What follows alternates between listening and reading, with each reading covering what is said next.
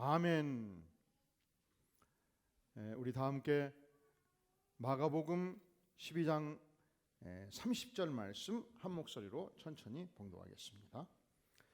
시작. 내 마음을 다하고 목숨을 다하고 뜻을 다하고 힘을 다하여 주 너의 하나님을 사랑하라 하신 것이요. 아멘. 제가 이 시간 두 가지 질문을 여러분들에게 드리고 싶습니다. 첫째로, 지난 5천년 인류 문명사 속에서 가장 위대한 발명품이 무엇일까요? 핸드폰? 달나라 가는 우주선? 자동차? 전기? 다 소중하죠.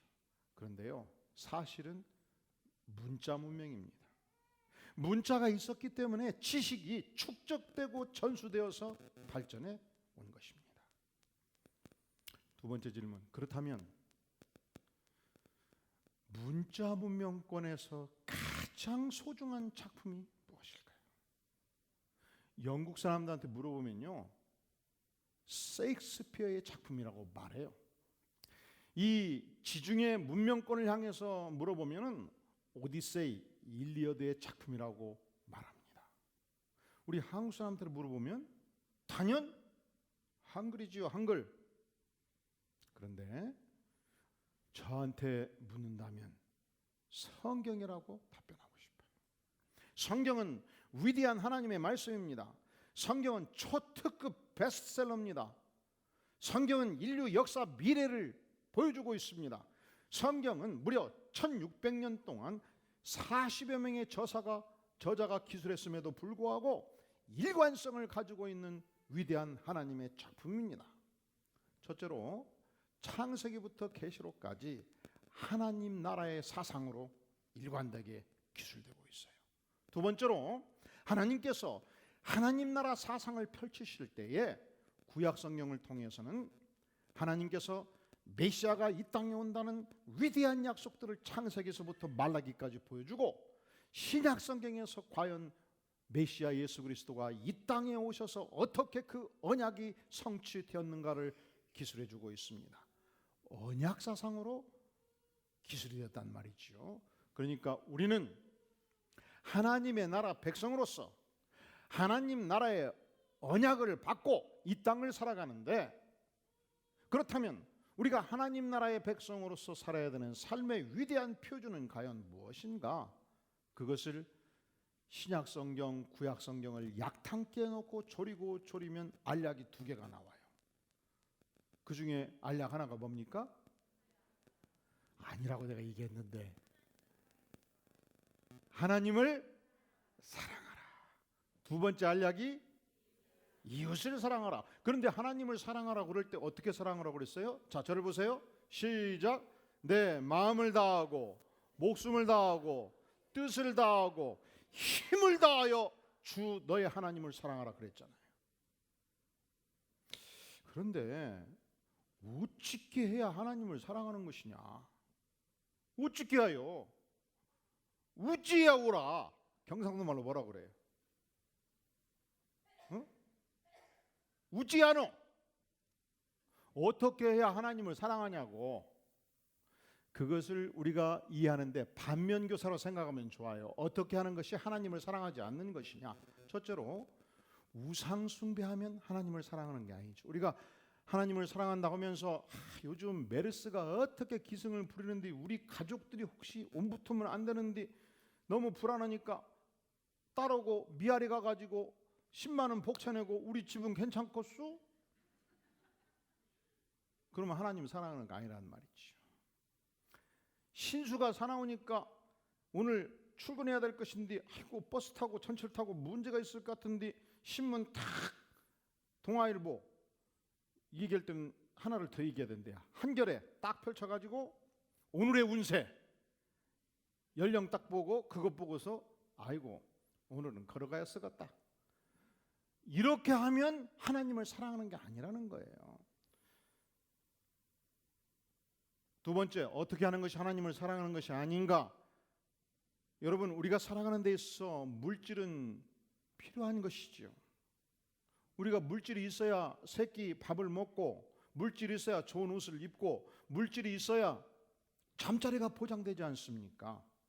그런데 목숨 걸고 마음을 다하고 뜻을 다하고 힘을 다해서 오직 돈 버는 것만 생각하면 그것이 우상이 되고, 그러한 삶의 태도는 하나님을 사랑하는 삶의 태도가 아니라고 성경은 말씀하고 있어요. 물질 숭배, 물질 경배, 물질을 절대화하면 내 안에 하나님 사랑이 없다는 것이죠. 어느 날 한 젊은이가 예수님께 나와서 물었습니다. 예수님, 내가 무슨 선한 일을 하여야 영생을 얻겠습니까? 이 젊은이는 대단한 젊은이였습니다. 어느 시대나 젊은이들은 죽음 이후에 인생 문제를 생각하지 않습니다. 왜냐하면 내 생애가, 미래가 창창하기 때문에. 그런데 이 젊은이는 달랐어요. 내가 어떻게 해야 영원한 세계를 살 수 있는가? 과연 진리는 무엇인가? 인생의 근본 문제로 씨름하는 젊은이였습니다. 주께서 말씀하십니다. 선한 이는 오직 한 분 하나님이시니라. 너가 영생에 들어가려면 계명들을 지키라.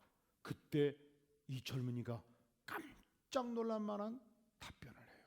예수님, 저는요 10계명을 비롯해서 모든 성경의 계명을 다 전심을 다하여 지켰나이다. 얼마나 훌륭한 젊은이입니까? 흠이 없었습니다. 그때 주님이 마지막 질문을 던져요. 그러냐? 훌륭하다. 하지만 너가 온전한 사람이 되기 위해서는 가서 너의 소유를 팔아 가난한 자들에게 주라. 그리고 와서 나를 따르라. 어떻게 됐을까요? 짜자자짠.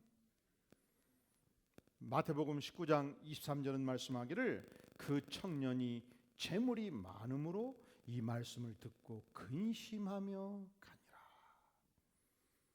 근심하며 가니라. 여러분, 재물 많은 거 부러워하지 마세요. 너무 갈 때 힘들어. 갈 수가 없어. 결국은 누구나 가는데 갈 때 가볍게 가는 것이 축복인 줄로 믿습니다. 젊은 시절 열심히 벌어서 인생 후반부 열심히 하나님의 나라를 위해서, 이웃을 위해서 아낌없이 다 쓰고 가시기를 주의 이름으로 축원합니다. 이게 축복이에요. 결국은 둘 중에 하나거든요. 마지막 갈 때 자발적으로 주고 가냐, 강제로 빼앗기냐, 둘 중에 하나예요. 여러분, 강탈당해서 빼앗기기를 원합니까? 자발적으로 주고 가는 축복의 인생 되기를 원하십니까? 그러면 지금부터 쥐었어. 지금부터. 그러니까 가장 불쌍한 인생이 어떤 인생이냐?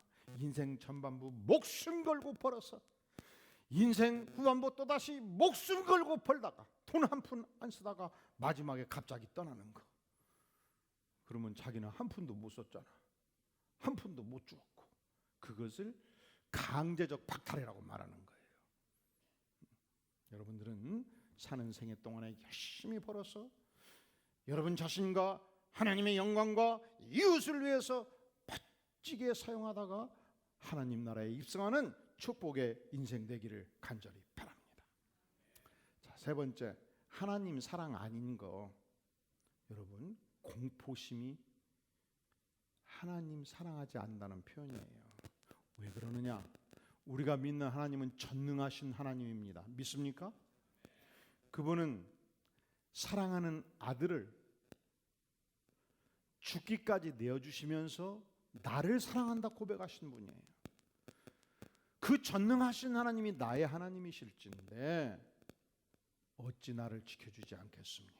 그러니까 공포심을 갖는 것은 내가 하나님의 사랑을 믿지 않는 것입니다.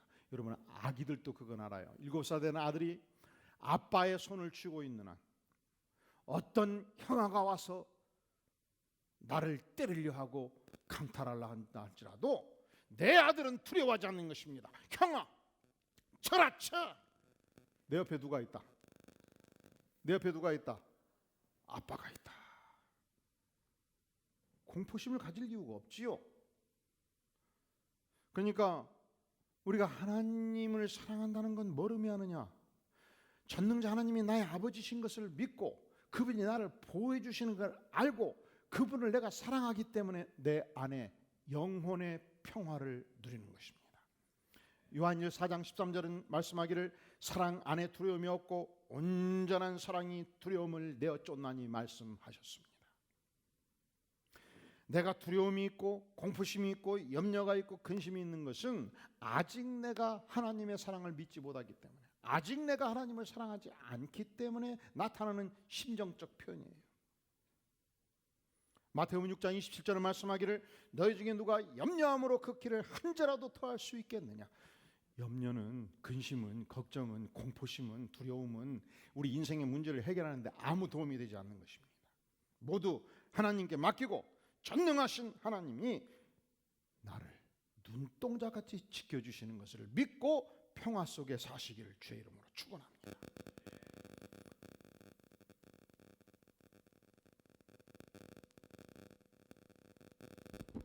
뭐가 문제예요? 핸드폰? 확실히 꺼졌는데? 오케이. 안 꺼졌구나. 죄송합니다. 이걸 끌 줄을 잘 몰라.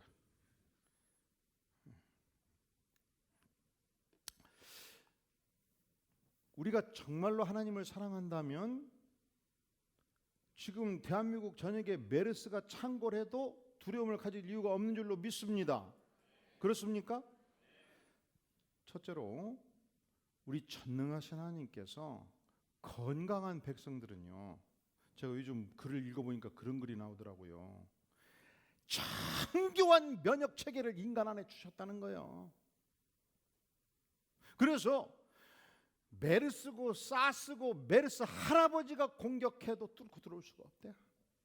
그리고 1차 방어 체계가 뚫려도 들어와도 다시 그 메르스를 공격할 수 있는 항체를 만들어낸다는 거예요. 이게 하나님의 기가 막힌 작품입니다. 따라해 볼까요? 내 인생은 하나님의 기가 막힌 작품입니다.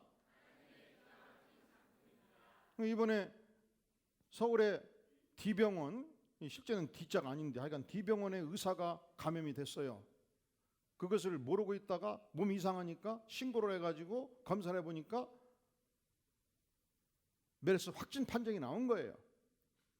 그런데 인터뷰 때 그래요. 자기는 두려워하지 않는다는 거예요. 의사인데 자기는 건강하다는 거예요.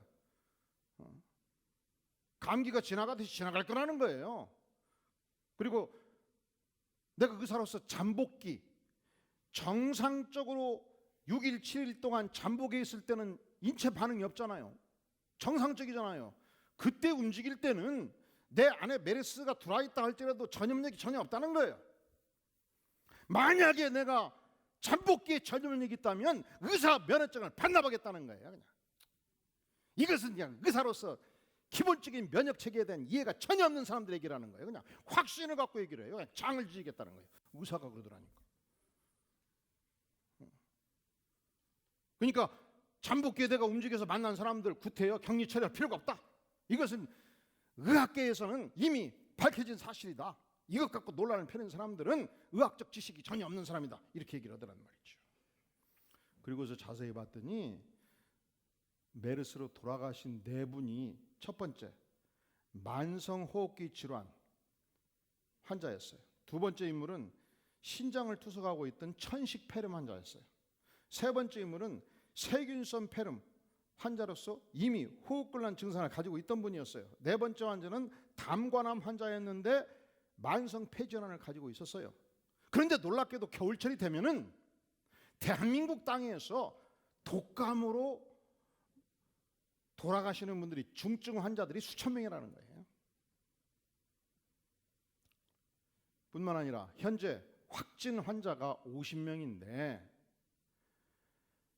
20살 이하 환자는 하나도 없어요. 근데 전국에 1000개 이상의 학교들이 다 지금 문 닫고 있잖아요. 이건 공포입니다. 그리고 95% 이상이 전적으로 병원 감염으로 이루어지고 있습니다. 제가 지난 금요일 날 한 부부와 식사를 하게 되었는데 식당이 엄청 컸거든요. 저녁에 금요일 밤, 불타는 금요일 밤,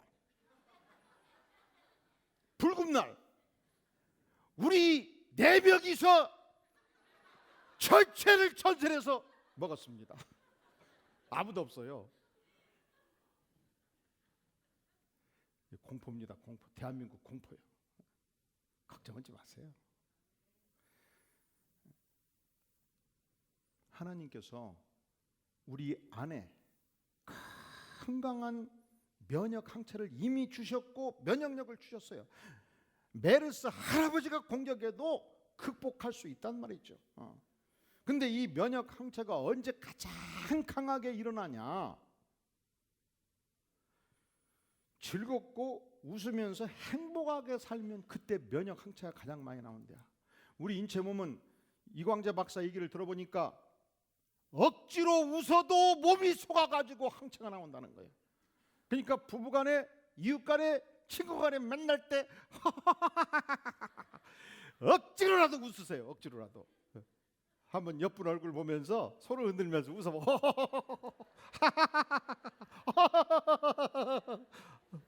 반가워요. 기뻐요. 인상 쓰지 마시고. 그러면 메르스를 극복하는 항체를, 면역력을 우리가 보유하게 되는 것입니다. 할렐루야. 근데 앞으로 우리 교회는 10년 동안 인생의 행복과 영혼의 기쁨을 추구하는 교회, 구가하는 교회, 그러니까 우리 모든 백성들이 면역 항체를 가지고 건강해서 하나님의 나라를 확장하는 교회, 영광스러운 교회 되기를 간절히 바라는 것입니다. 그러니까 안디옥 교회에 딱 소속되는 순간부터 이 면역력이 2배, 3배, 5배로 증가하고, 이 교회에 오면 면역력이 증가해가지고 메르스도 퇴치하고. 여러분, 예배 드리는 일을 절대로 중단하지 마세요. 그냥 물어본다니까 저한테 내일 예배 드려요? 아이고, 그래가지고 대책을 세운 거예요. 오늘 40분 50분 예배 끝내버리겠다고. 그리고 주일학교도 끝나자마자 바로 집으로 다 가버리라. 그래서 주일학교 교사회에 넣지 말라고 그랬어요. 그리고 예배와 성경 공부는 해야 되고 성가대 차양 연습은 해야 되니까 그분들만 남아서 김밥 먹고 끝내자고.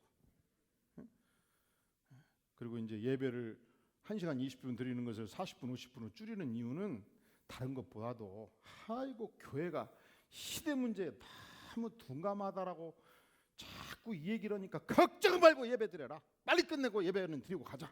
예배는 절대로 중단할 수 없다.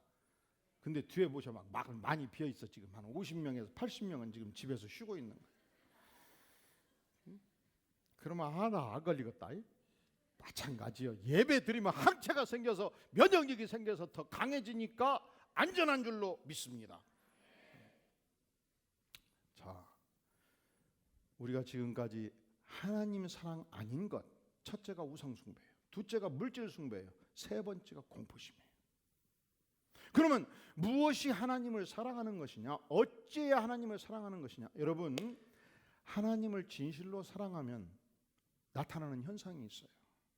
하나님을 간절히 사모하게 되는 것입니다. 저는 청년들 눈빛 보면 5분 10분 대화해 보면 애인이 있는지 없는지를 알아버려요. 애인이 있는 젊은이들은 그런 노래 있어. 우리 시대 젊은 시대 불렀던데, 사랑을 하면은 예뻐져요. 뭐 그런 노래 있어요. 사랑을 하면 눈 표정이 다르고 얼굴 표정이 달라요. 말이 달라요. 제가 과거 남서울교회에서 한 300명 청년부를 인도할 때 그 찬양 인도하는 젊은이가 젊은 자매인데 미국에서 음악을 전공한 아주 능력 있는 자매였습니다.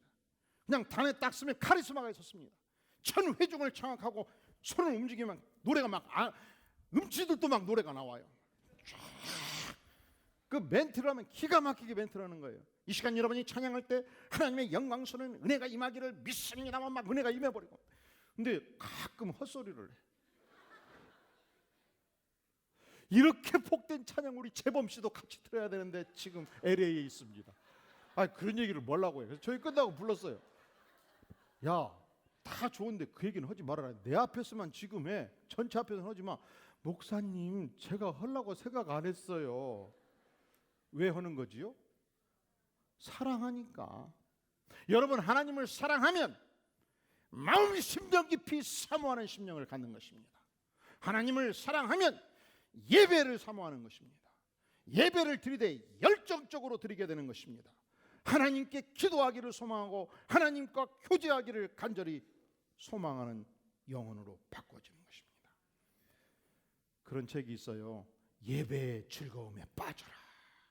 사랑의 표현이죠. 두 번째, 주께서 우리에게 주시는 소중한 계명은 내 이웃을 내 자신같이 사랑하라고 말씀합니다. 우리가 지구촌 인구 70억을 다 똑같이 사랑할 수는 없어요. 그러니까 이웃을 사랑하라고 그러잖아요. 그러면 이웃이 누구예요? 나의 친족 이웃입니다. 우리가 만나는 사랑하는 성도가 이웃입니다. 그리고 우리가 내일 출근할 때 만나는 선배, 후배, 동료가 이웃이고요. 우리가 살고 있는 지역사회에 오늘 또 아침 저녁으로 만나는 이웃이 바로 하나님이 내게 맡겨주신 사랑할 대상이에요. 오늘 우리가 이 케이트 데이비스 소년의 모습을 봤잖아요. 아직 인생이 무엇인지를 알지 못할 때 어느 날 우간다에 자원봉사자가 필요하다는 소식을 듣고 가서 아기들을 만났을 때, 다시 1년을 돕기 위해서 그곳을 갔을 때 스코비아나 한 어린이가 어렵게 품에 안겨서 질문했잖아요. 제가 엄마라고 불러도 돼요? 그렇다, 내가 너의 친엄마다. 14명의 어린이들을 처녀의 몸으로 입양을 했습니다. 아들 삼았고 딸을 삼았습니다. 400명의 어린이들을 직접 돕기 시작했습니다. 그들이 슬플 때 달려와서 엄마라고 불렀고, 기쁠 때 달려와서 엄마라고 불렀고, 그리고 심지어 이웃들도 이 젊은 처자를, 케이트 데이비스를 엄마라고 부르기 시작했습니다. 그렇게 말하잖아요. 엄마. 이 소리를 들을 때마다 나의 심장이 뛰어오르라고. 우리가 전능하신 하나님을 향해서 나의 아버지라고 부를 때마다, 그분을 경배하고 그분을 섬길 때마다 그분의 심장이 뜁니다.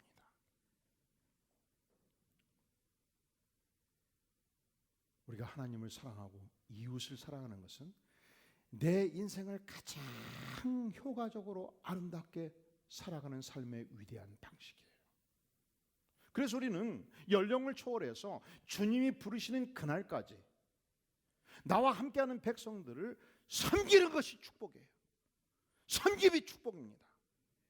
섬김이 지상 최대의 축복입니다. 우리가 어떻게 이웃을 향한 사랑을 나타낼 수 있겠습니까? 섬김은 이웃 사랑의 절정입니다. 주님이 부르시는 그날까지 섬김을 멈추지 마십시오. 우리 교회에서 이번에 안수집사로, 장로님으로, 권사님으로 임직받은 분들은 지금부터 주님이 부르시는 그날까지 섬김의 축복을 누리시기를 주의 이름으로 축원합니다. 어떤 분이 그래요. 아이고, 이번에 권사 받았으니까 이제 물러서야지. 젊은 것들이 일은 해요. 그러면 다 권사 받나 보세요. 그건 비극이에요. 인생 최대의 비극은 권사 받고 섬김을 멈추는 거예요. 혁명입니다. 우리가 직분으로 부른 자들은 목사가 됐든 전도사가 됐든 권사님이 됐든 장로님이 됐든 이 부르심은 섬김을 위한 축복의 부르심인 줄로 믿습니다. 두 가지를 마지막으로 묻습니다. 여러분은 진실로 하나님을 사랑하십니까? 그렇다면 전심으로 하나님을 사모하고 전심으로 예배드리시기를 바랍니다. 두 번째 질문. 여러분은 진실로 이웃을 내 몸과 같이 사랑하시나요?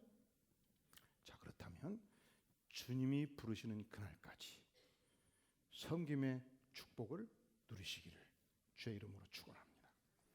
기도하겠습니다. 영광의 주님, 주님이 부르시는 그날까지 하나님을 사랑하고 이웃을 사랑하는 축복의 생애 되게 하여 주시옵소서. 성령 하나님, 우리의 심령에 임하사 날마다 하나님을 온몸으로 사랑하며 이웃을 사랑하는 영광스러운 삶을 살게 하여 주시옵소서. 예수님의 이름으로 간절히 기도하옵나이다. 아멘. 이 시간 다 함께 기립하셔서 주께 가오니 함께 찬양하면서 헌물을 주 앞에 드리겠습니다.